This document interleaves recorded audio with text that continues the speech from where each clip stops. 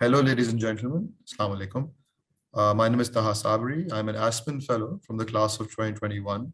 I'm currently based in Karachi, Pakistan, and I work in mental health. I'm happy to bring you the third episode of the Aspen New Voices podcast series, The Voices of Resilience. Today, we have another fantastic guest who I'll let Rene introduce a bit. So, over to you, Rene.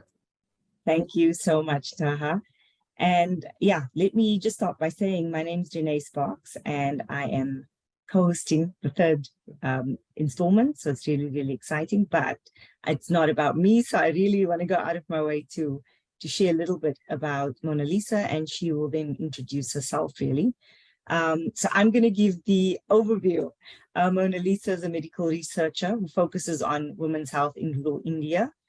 She earned a PhD in Australia and studied the impact of prenatal and pre-pregnancy nutrition. And she has a strong inclination to understand the relevancy of her research for women in rural India, which has compelled her to return home where she's practicing. And she's founded herself in sexual reproductive health rights. So I really would like to give you the opportunity to explain a bit more about yourself. I don't want to take away all your thunder. Over to you, Monalisa. Thanks, Rene, and thanks, Taha. Very happy to, share about myself and the work and the organization I'm part of. I'm Monalisa. I'm from India. I'm from a small town called Sambalpur, Odisha, which is in the eastern part of India. My current work is with an organization called Barefoot College International. The headquarters is in a small village called Hanmada, Rajasthan. It works in various new areas centering around women empowerment. So we work on economic opportunities, social opportunities, as well as self growth as well. The program which I'm currently leading is on health and education. And our focus is again centering the women's voice in her sexual and reproductive right. And we do believe that when we work around women health, you cannot work in silos. For that matter, everything is very interrelated. So our hope is that we underpin our work in her sexual and reproductive health rights, and then address other health issues, other gender and health issues surrounding her. So let it be nutrition, let it be awareness around maternal health, mental health. So all of these interconnected issues are being addressed, and we are a very grassroots organization. And all of our staff, most of our staff belong to the communities where we serve. So a lot of our focus is how do we demystify this technology, how do we demystify health literacy in a way that when you go in a community, it is much more acceptable. These are all taboo topics, very difficult to discuss in a community. How do we ensure that we break it in a way that it is culturally sensitive, and we can start the discussion? And a lot of our focus is that how do we enable someone from that very community to take a leadership role in taking this forward. So a whole lot of effort, you can say in a layman language, is simplifying a lot of medical issues in a simple layman's term and make it fun and engaging. So we do not want to go and tell in a very lecture style that this is your health, you should take care of it. People know about it. There are challenges because of which they are not able to. So just just rooting ourselves in their realities, but also thinking what are the possibilities, and make a fine balance between the two. Yeah, so that's a nutshell of our work. As I was mentioning, it's mostly sexual and reproductive health. So we start with menstrual health.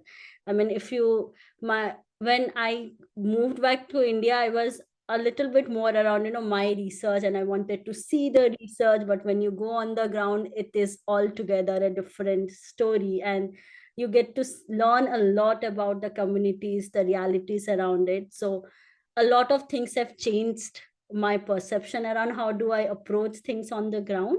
And how do we really value the wisdom which is already on the ground, but also challenge a lot of patriarchy that is existing. And how do we talk about a taboo topic like menstrual health, in a community? How do we ensure, we destigmatize discussions around fertility, infertility, access to contraception, women's choice in accessing products on health? So, we do a bunch of these kind of awareness in the communities. Sounds great. Thank you so much for sharing, Monalisa. So, Monalisa, as you were mentioning that sexual and reproductive health is such an important issue, and there are a number of innovations, interventions which focus on this very important topic. So, in terms of the approach you take, how would you describe that? How, like, is your approach, how is it similar or how is it different from other mainstream approaches towards the same problem? I think the good thing is a lot of organization are realizing the value of co-creation of material, and rooting it in the values of the communities where we serve. So in a way, we can say we might be one of the first movers who have kind of acknowledged that, and are designing in the curriculum. We were very particular that the our curriculum should transcend the barrier of literacy, because the reality on the ground is that a lot of girls are dropouts, which means they have not been to school after class 3 or 4. Literacy is a big challenge. A lot of the mothers and the grandmothers cannot read and write, but that shouldn't prevent them for accessing this information. So first thing, we were very sure that our curriculum, our materials are co-designed, and in a way it should transcend the barrier of literacy. And how do we do that?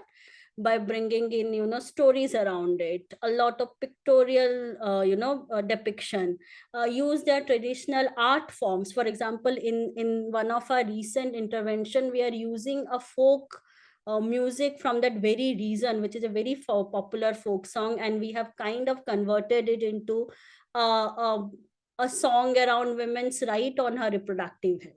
So in a kind, we are focusing on their kind, the community's folk song, but giving that message. So, and then it doesn't require any form of literacy, or everyone can be part of it. So in that way, a lot of focus is no literacy. You don't need any, you need not be a literate person. The second is, how do we create a very safe space for these discussions, and that is very important. So a lot of our work is around creating those safe spaces. So I would say in these two areas, a lot of focus we have given, and that's how the impact we could see has been a lot better than what we had expected when we entered into this community. Sounds great. And I think, especially in countries such as ours, in which normal interventions, which most of which whom require literacy, do not reach most people. So all of these innovations are so important to really reach the most underserved community. So thank you so much for sharing. Rene? Thank you very much. I also enjoyed your thorough explanation of what it is you do. I just wanted to understand why you personally do what you do. Because I mean, having read your bio and having seen what you've worked in before, how come you've found yourself landing here? How does that resonate with you? But then also you were speaking about co-creation and the difference that you're making. So quite a bit of a two further. Just how do you actually measure that impact that you were speaking about? So the one is, why are you in the space you are in? And then how linked to what you've spoken about, what are those outcomes that you can share with us? I mean, I'm from a middle class family, so getting a good degree and doing a PhD has been something which has been given to me, that this is the path you should follow. But during PhD, you start realizing this is good, but this is something not very fulfilling to me. And then I said, okay, just give me 1 year. I'm back to India, and I want to work in a rural community. And and the whole notion was that, oh, I want to contribute to the rural community. But when I was there, I was like, oh my god, there is so much to learn and unlearn the way I look at. And I think in a way, this whole, when I was being in the community and able to listen to the women, and they were opening up what they were going through, and I could also relate a lot about being from an urban area, in a middle class family, our experiences were same. I mean, the intensity might be a little different, but we all have gone through same kind of patriarchal conditioning, same kind of, not talking about health in my family. Now, because I'm in this field, we are very open to speak about this. But before, when I got my first period, it was like hush, hush, hush, nobody should speak about it. Don't talk to boys when you are on period. And I was like, oh, I am in a co-ed school. How can I tell them that, oh, you don't talk to me because I'm on my period? So things like that. I mean, probably it was not so traumatic for me, but there were some, things which has affected me badly. And the girls had gone through, and I was like, okay, this is my chance to really, find my own voice. I mean, it's sometimes the narrative becomes that, oh, I'm working to, give the women voice. For me, it was finding my own voice by working with these communities. And I felt that, when you start talking about your own choice and, exerting your own rights, it kind of empowers you and it gives you a lot of confidence. And the same thing I'm seeing in those girls and women also. Small things like being able to ask a question that, for 2 months I'm not getting my period, or I have something of a big tumor like thing near my belly, and people wouldn't share about it. And I was like, and I realized my grandmother, actually she passed away because she was not able to say to anyone that she has a big lump near her private part. So I was like, okay, like, for me all these incidents are kind of reflection of my own journey, how people in my own life have struggled because of that. So for me, it was like, this is finding my own voice and really reflecting what is it meant for a woman to be in our, in this society, and not being able to express about her own health, or not talk about her own health. So that's why I think it felt so close to me, and I decided to stay back and work in the communities. And the other thing would be that how are we measuring this kind of impact? So the work we are doing is changing attitude and practices, so it's very difficult to measure that. So what we do is that we have a three-pronged approach. What we say is that, let's say, first let's measure whether there is a change in the knowledge or not, because let's start with the knowledge bit. We do understand that accessing to knowledge will not always translate into change in attitude and practice.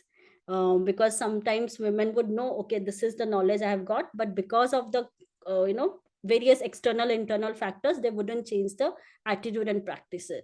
So if we get an opportunity to work in a community for a long term, we do like a 6 months assessment to see if there are practices have been changed. So we would have few questions or reflection around that.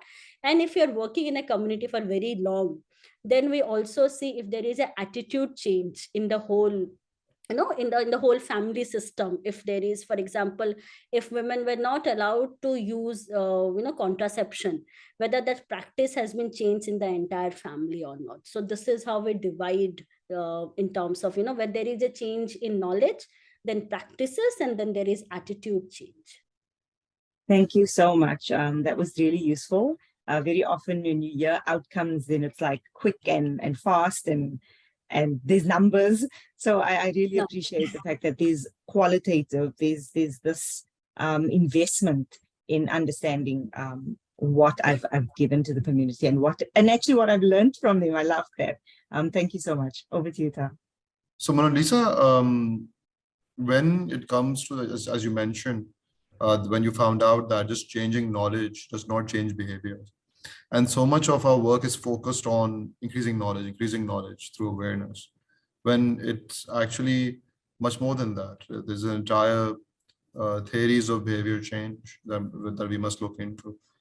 And so in terms of the importance of doubt, and even just like experiencing doubt, when we're working in this in the development sector, facing new realities, which will be different from what we have learned.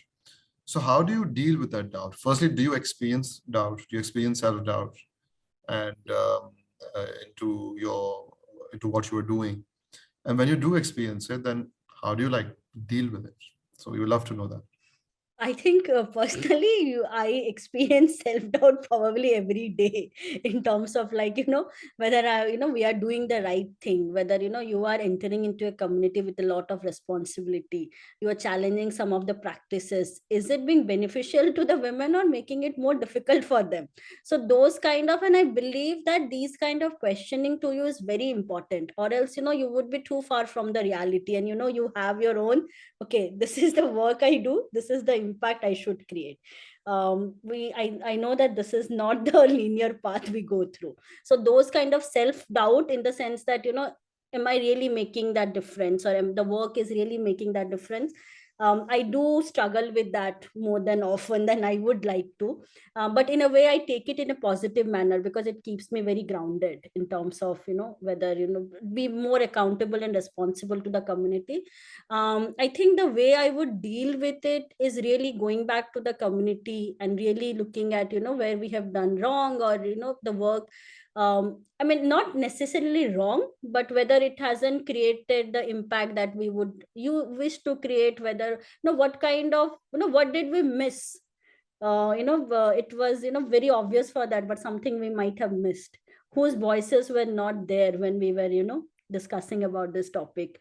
Either we coming from an NGO were only speaking and the people were listening, or it was, co-creating, and, together we were discussing things like that.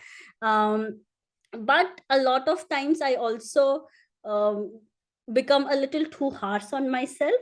And then, then I reflect back and say that, as a human, you would make mistake, and sometimes you would be speaking on behalf of others. Maybe it's not intentional, but the circumstances would force you to do so. It's it's okay, and then, it's good to have the discussion with, the community, and that, we spoke about you in this forum, or we didn't realize that we approached it in this way. So those kind of things did, I do this to help myself go through the phase of self doubt. Also, I think, also we do create a very hard standard. Now the development sector in India, and we were, a lot of thing has about being LFA. These are the social consulting firm that would work with you, and they were like, okay, this is the logical framework, this you have to do, da da da.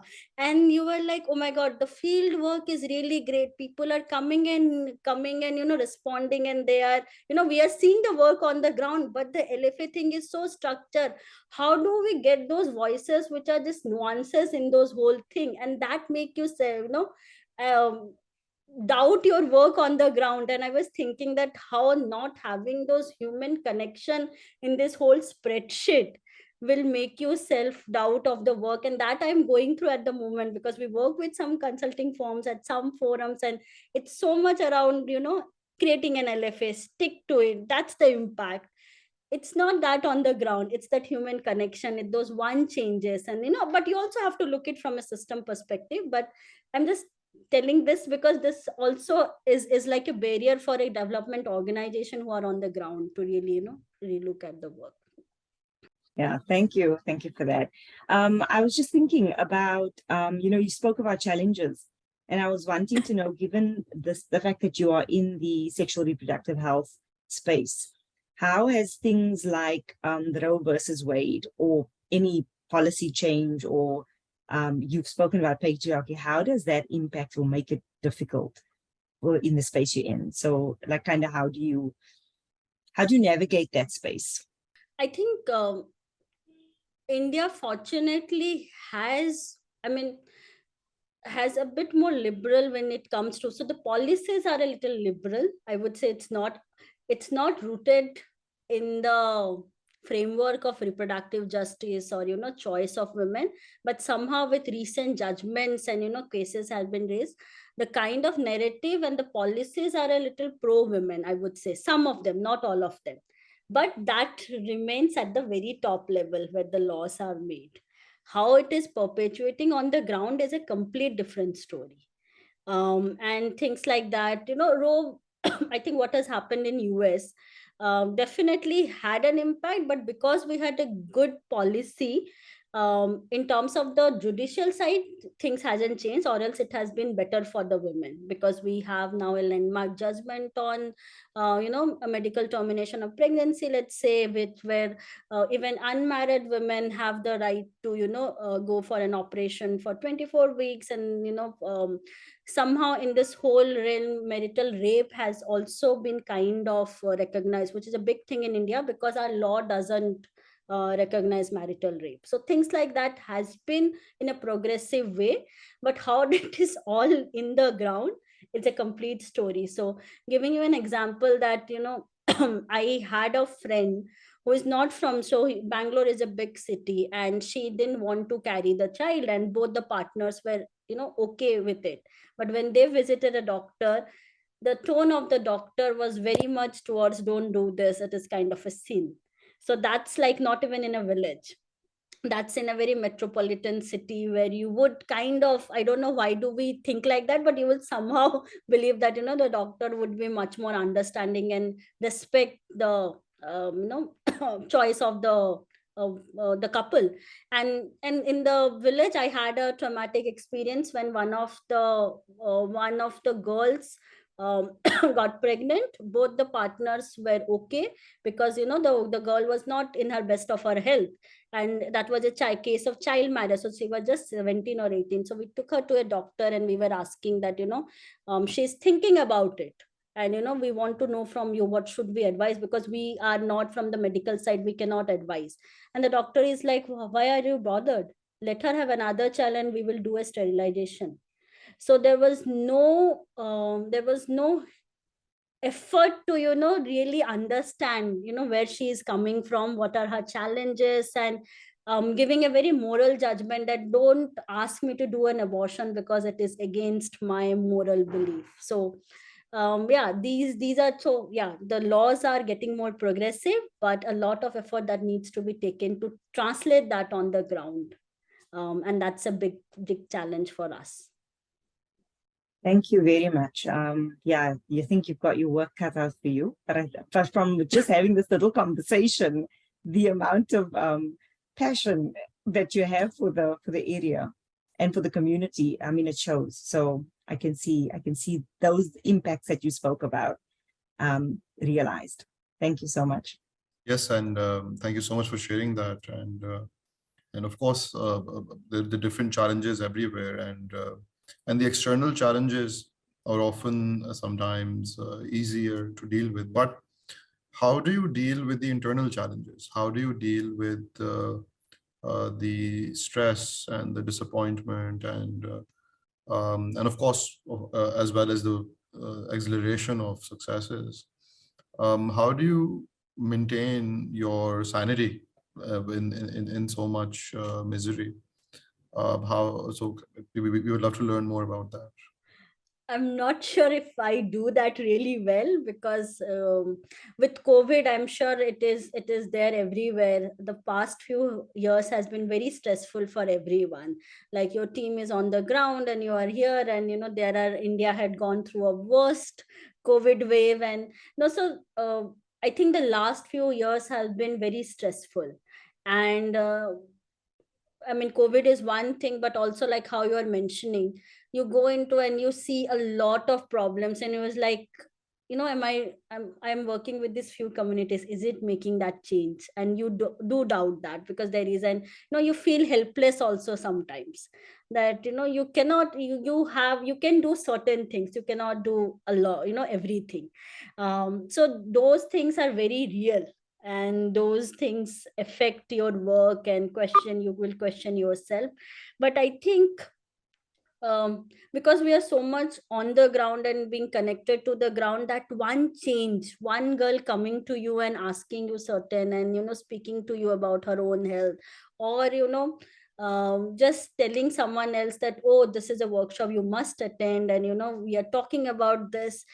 These kind of small things keeps that hope in you, that things are changing, not at a pace you would like, but things are changing, and there will be a ripple effect.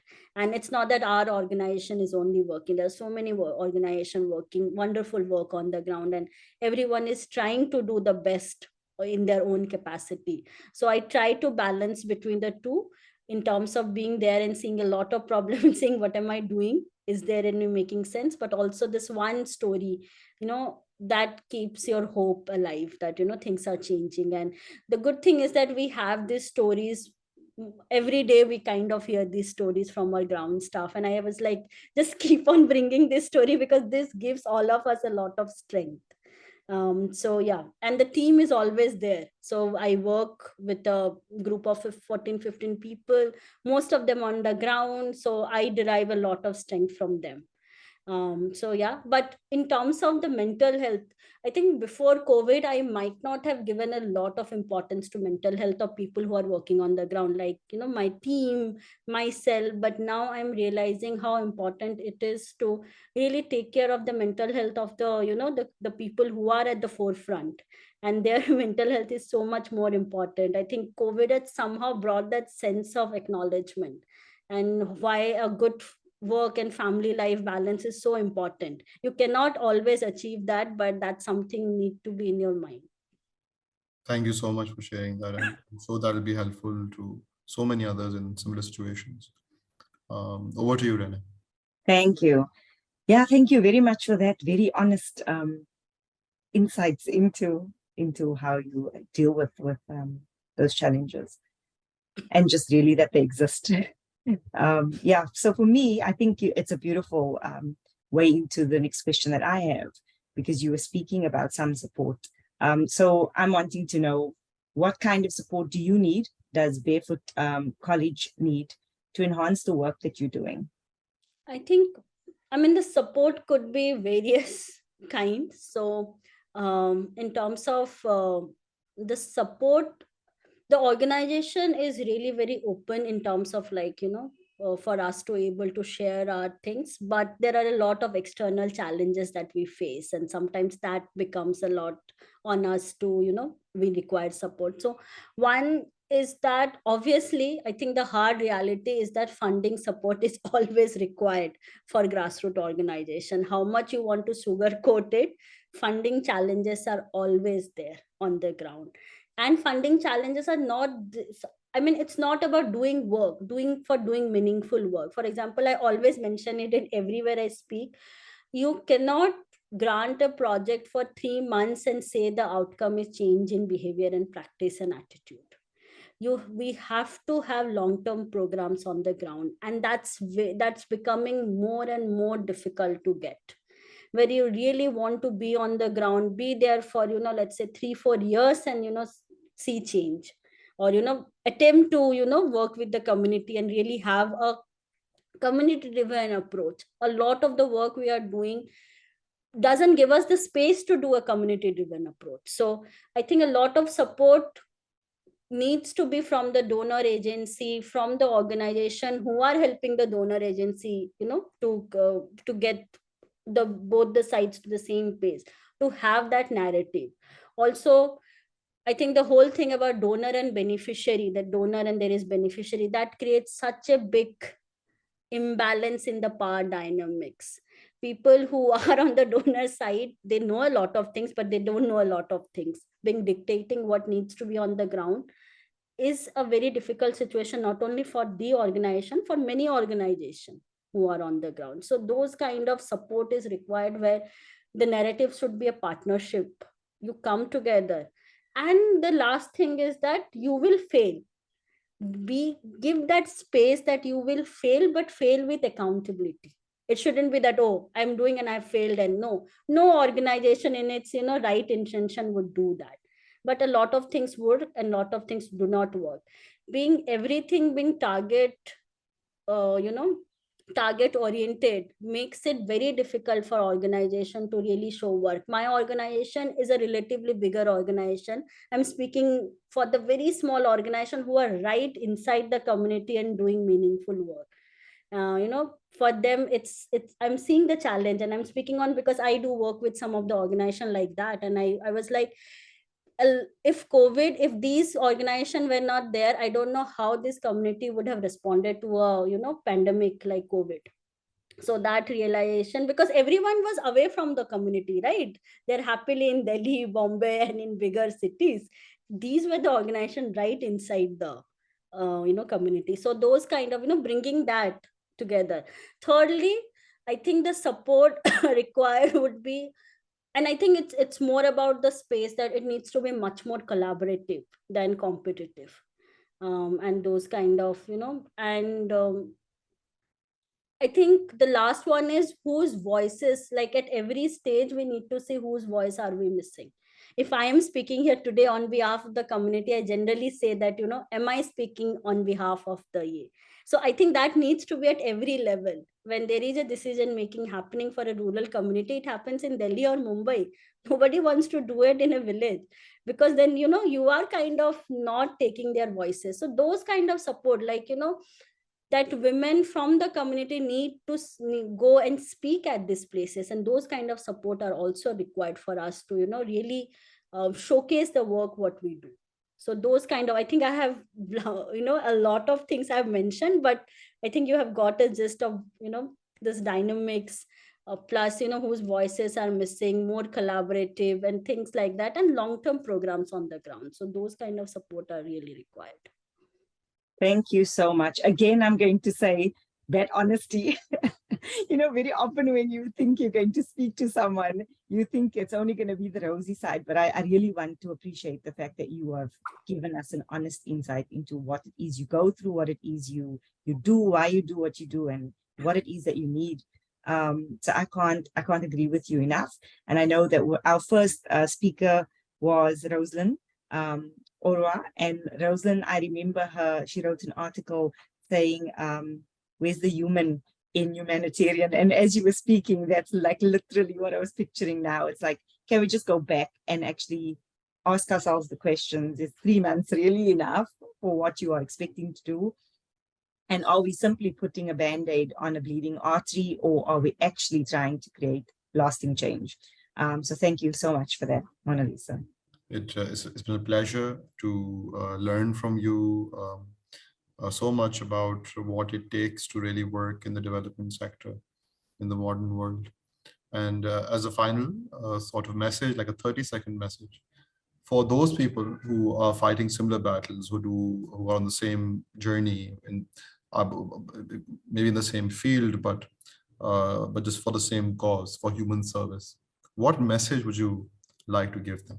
I think I would have a very simple message. I think we are all doing what we can do in the best of the capacity. So it's okay to, step back a bit and give a pat yourself on the back, and, and say that, you are doing good work. And if we all have this, we can, really make a change.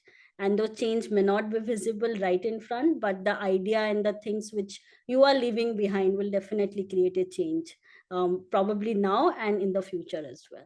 Thank you so much, Monalisa. Ladies and gentlemen, that was the phenomenal Monalisa Padhee. We'll be back soon in the next episode with another fantastic Aspen Fellow. So stay tuned. Thank you. And thank you.